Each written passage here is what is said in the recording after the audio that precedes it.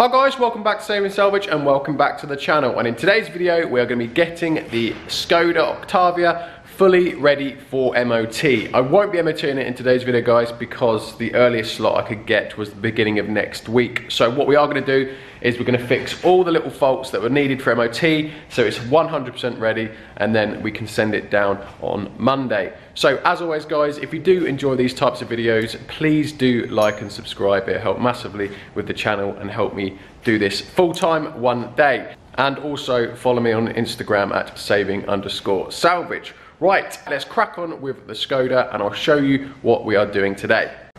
So I've been accumulating a few parts over this week, which I now have. I have a genuine used part. This is a bonnet pull and cable holder sort of thing that bolts to the chassis of the car, and then we have a hole here for our bonnet cable and then our pull handle. So that should hopefully fix that issue. We've also got a mirror indicator here. This is a pattern part, it's not a genuine part. It looks very pattern part. Mirror indicator, so hopefully that will solve that issue, so we'll fix that. And I've also managed to find a door card here, popped up. So I bought it straight away. Might have to do a little bit of fiddling because this isn't from a VRS. So if you can see here, my door cards are leather, whereas this is fabric. So I don't know how to do it yet. Whether I just, basically, let's just turn it over. They are hot glued in. These here, look. So it's either a case of we swap out this whole fabric part, or we see if we can just swap out this top part. I don't know yet, I haven't looked at what's easiest, but we will be doing that as well. And I think then that's pretty much it. And we'll also do a service as well, so we'll just do a basic oil and filter change as well. Windscreen is booked. That is booked for tomorrow, so you probably won't see that in this video, but that will be getting replaced tomorrow. And then once all those items are done, we are ready for an MOT.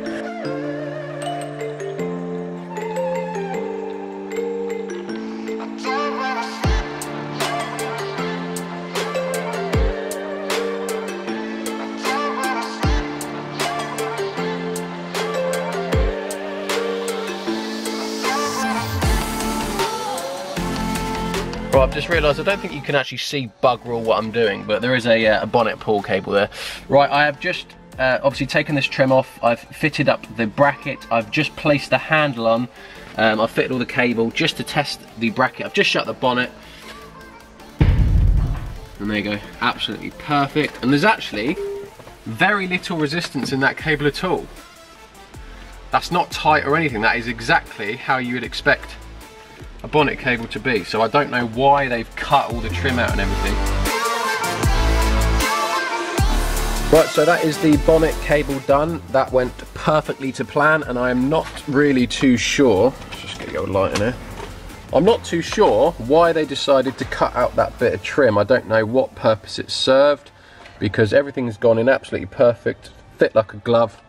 There's no tension on the bonnet cable, it's absolutely fine and normal, so I'm unsure why that was all cut out and removed. So don't care, it's done now, can't do anything about that bit of trim, so you can't see anyway, look, so it's not too bad. Right, next I think I'm going to do the mirror indicator. So if we just turn the indicators on, I'll show you the problem. So if you remember, it was coming up with a bulb warning on the dash. And that is because, if I just show you this side, I went through all the lights and this was the only thing not working. So obviously we've got our mirror indicator here, which is working nicely. Then we go to our offside one and it is not working so nicely. It's just very dim at the end, look, you can see, just flickering. So we've got to replace that, so that is the next task. And to do that, I believe we'll have to take the mirror cover off, glass out, and there's a few bolts. So.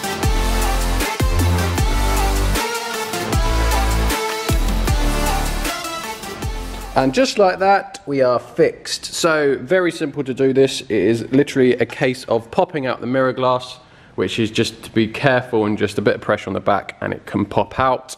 There are 2 screws on the back of the mirror cover, one there and one there. Pop those undone and the whole mirror cap just lifts off. You just have to be careful to not damage any clips. I mean, I did damage some clips when I took them off, but luckily they were just the clips from the old mirror indicator, so I didn't care anyway.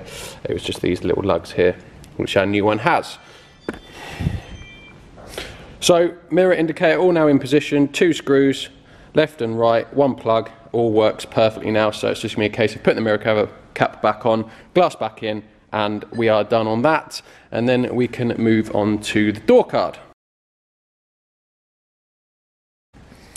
So that is the mirror all now complete, and we move on to the door card. We are smashing through it today.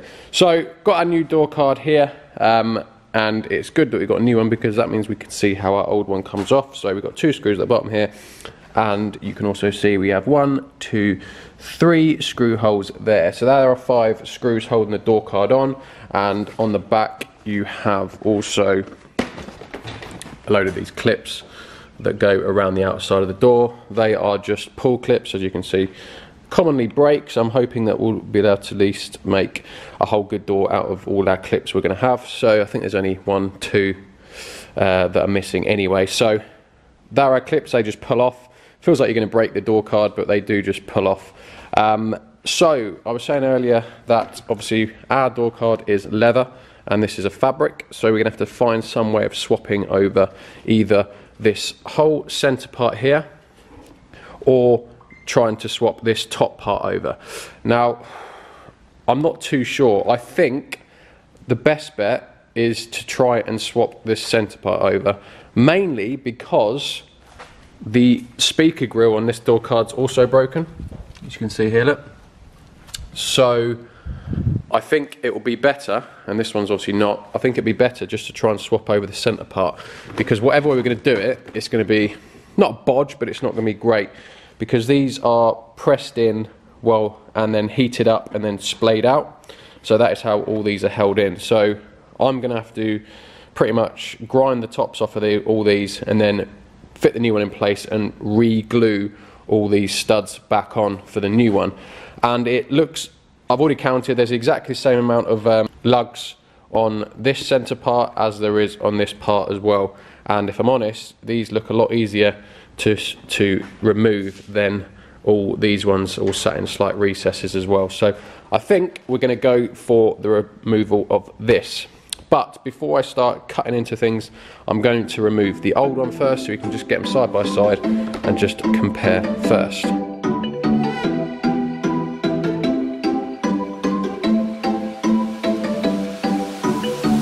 So door card come off nice and easy, and as you can see we have our 2 side by side. Right, I'm going to completely butcher this and just use a grinder and just grind all the tops off, because this is hard plastic, so I'm not going to melt it off. So I'm just going to grind all the tops off, and I'll have to do the same with that side, and when I put them back together I'm just going to have to completely glue these properly back in.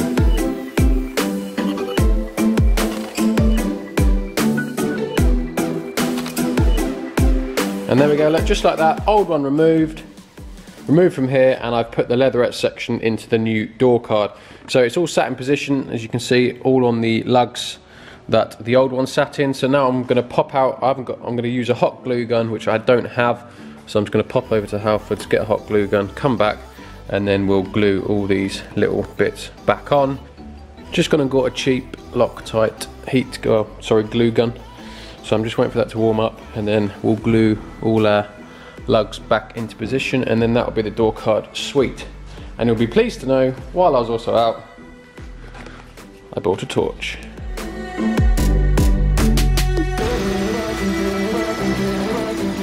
And there we go, all hot glued in position, all absolutely solid. I've just let them dry now, so they're all nice and hard. So we are good to go. Just bring it up, just show you what it looks like, and there we go. Pretty much factory, all nice and secure. So now the door card is ready to go back on. So, and we've also kept our nice speaker grill. So that has worked quite nicely. That can just go in the bin. So let's get our door card back in.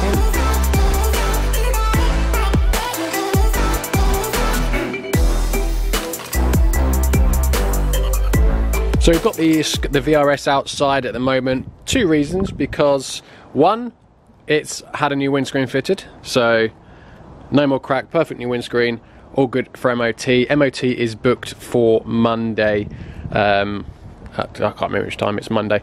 And the other thing is, I don't know if I'm going to be able to sell this, you know, because it's come in handy already.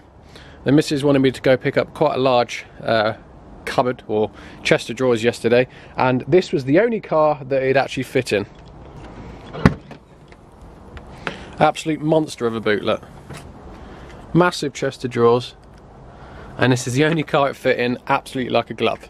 So now it's become very useful already. But now on to the few issues we have left. I think the only things I've got to do now is just wrap that other roof rail there, colour code that. I've bought some paint to sort that out. Windscreen's done, so I think all that's left is door cards all on, look. So that's all been replaced with the leather insert, that's all sweet. So the one thing I've got left to do is just make sure it's ready for MOT, and I have completely failed.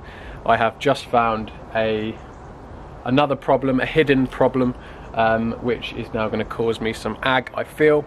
And that is, I was just going over the car again, just checking the lights again, and it's still come up with a bulb warning. So I was just having a look around it, and obviously didn't do my pre-MOT check very well because the full beams don't work. Nothing happens at all. Read on VAGCOM and it said open circuit for both full beams. So obviously when this was an ambulance, they would have done their jiggery with the full beams where they alternately flash. So something's gone on, maybe it's a wiring issue because there are bulbs in there, so it might be a wiring issue. New bonnet pull is going to come in handy, look. Beautiful. So it's actually easy just to remove the headlight. There's a little screw in the back here, and there's a tab here that you should just lift up this little lever here, and it should just pull back. There we go. And that releases the headlight and the whole. I'm going to get some gloves. And that has now released the headlight. So now we can look into our issue. So after doing a little bit of research, I looked on a previous YouTube video of this car where it was when it was like doing a bit of a show, and I could see that the full beams were used as emergency lights, so they alternately flashed, which means they've obviously tapped into the wiring loom. I mean, I checked all the obvious, so I checked the bulbs were both fine. I checked the wiring from inside the headlights, they looked all fine. I checked the output from VCDS, that was actuating perfectly, so there's no problem sending the signal. The headlight was just not receiving it. So I found the pinouts for the headlight, I checked the power going to the headlight, and there was no power going to the headlight, so we know there's an issue between the control module and the headlight in the wiring loom, and that obviously leads us to the obvious. They've obviously spliced into the wiring loom, put some sort of module in there which then will control the lights flashing. One of the guys on Instagram messaged me, he said he knew a bit about this car and has nicely given me some insight on the car, and he said that there's a module that gets fitted behind the glove box which spliced into the headlight wiring loom. So I'm now going to remove the glove box, see if we can find this module. If it's been removed, I'm guessing that they've probably just left all the wires hanging, and if that's the case, then we need to try and match those wires back up so we can get power back to our headlights. So that is the plan now. Whether I manage to do it all in this episode is another story because I am running out of time, but we will make a start on it at least. So remove the gearbox, remove the glove box, and I've removed this trim because it was very poorly fitted, wasn't even fitted correctly. Most of the clips weren't even in, so that just pretty much fell out. And we do have quite a lot of evidence of parts that have been fitted. So you can see some duct tape that's been used. So there's obviously, that control module obviously went in here somewhere, and they've run the wires all the way down to possibly the back of the car. I'm not too sure. No idea. Wouldn't really make sense if they just tapped into the wiring loom, but there is evidence of something being fitted here because we have a cut earth point there, look, and we've also got one there as well. So I'm not too sure about the wiring at the minute because it all does look okay. There's a telltale sign up there, look, there's another cut connector. with a cable tie and some blue tape. I don't know if that blue tape's factory or not. I don't think it is, but the rest of it looks fairly good down to here. There's just some tape there I've started removing. Right, after seeing evidence of something going on the passenger side, I couldn't really see any problems. Yes, I could see where they'd tapped into the looms a couple of times, but all they've done is splice into it and branch their own wire off, and they've just cut their own wire, but the wires they tapped into still remain connected and all fine. There's only a few, and none of them are related to the headlights. So that side looks okay. I can't really see an issue, so I've turned my attention now to the driver's side, because this will reveal the central electric control unit, which is this unit here with those three big plugs coming out of. And again, I've seen multiple signs of tampering. There's a wire here that's come off a relay that goes into the fuse box, and there's numerous cut wires. Where are we going? So there, look, there's cut wires there. There's cut wires there. So I'm confident now that annoyingly, I've left my wiring diagram on my laptop, and my laptop I've left at home, so I can't look in any more of what one of these three plugs, the headlight, the full beam's coming off, so I can't do any more today, unfortunately. But we found sort of the problem. We know it's going to be in there somewhere. It should be fairly simple now to trace the wire from there to the headlights. So frustratingly, as I just said, I've left my laptop at home, so I can't look up wiring diagrams that means I can't do any more today, guys. So I'm gonna have to leave the video there for today. However, it is booked in for MOT on Monday, so rest assured, I'm gonna have to look into this ASAP for the MOT anyway. So as always, guys, thank you very much for watching, and I'll catch you up in the next episode when we can finally, well, hopefully resolve the headlights on the Skoda, wrap that other roof out, and then send it off for MOT.